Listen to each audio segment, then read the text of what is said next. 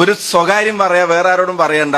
ഇതിപ്പോ ഏതാണ്ട് നമ്മുടെ പര്യടനമൊക്കെ പോലെ തന്നെയായി. 4:30 മണി മുതൽ എത്തി കാത്തിരുന്നാണ് 8:30 മണിയായി.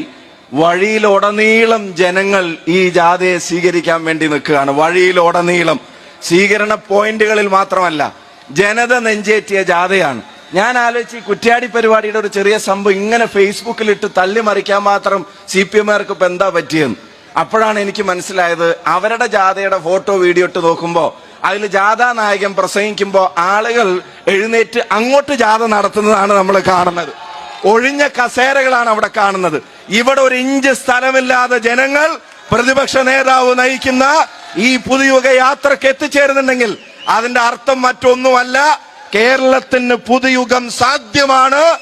അത് സാധ്യമാക്കുമ്പോ ഈ ജനതയും തീരുമാനിക്കുന്നു അതിന് കൈവന്തിക്കാൻ കൊയിലാണ്ടിയിൽ നിന്ന് ഒരു UDF-ന്റെ MLA ഉണ്ടാകുമെന്ന് ഈ ജനത പ്രഖ്യാപിക്കുക. DC പ്രസിഡന്റ് ചേമഞ്ചേരി പിടിച്ചോ, ചെങ്ങോട്ടുകാവ് പിടിച്ചോ പ്രസിഡന്റ്, പിടിച്ചോ, തിക്കോടി പിടിച്ചോ പ്രസിഡന്റ്, പിടിച്ചോ. മൂടാടിയും പിടിച്ചത് അത് മറ്റേ ഏർപ്പാടും കൊണ്ടാണ് ചില കള്ളത്തരം. അതും നമുക്ക് ഭരണത്തിൽ വരുമ്പോ ശരിയാക്കാം. പയ്യോളി മുനിസിപ്പാലിറ്റി പിടിച്ചോ, അതും നിലനിർത്തി. കൊയിലാണ്ടി മുനിസിപ്പാലിറ്റി തന്നെ 1-2 സീറ്റിന്റെ, അതും 100-ൽ താഴെ വോട്ടിന്റെ സാരല്ല, കുറച്ചും കൂടെ ജോലി ചെയ്തിട്ട് അതിന്റെ കുറവും കൂടെ നിയമസഭാ തെരഞ്ഞെടുപ്പിൽ നിങ്ങൾ തീർക്കുവോ? വാക്കാണോ? ഈ ജാഥ വർഗീയത പറയുന്ന ജാഥയല്ല, ഈ ജാഥ വിദ്വേഷം പറയുന്ന ജാഥയല്ല.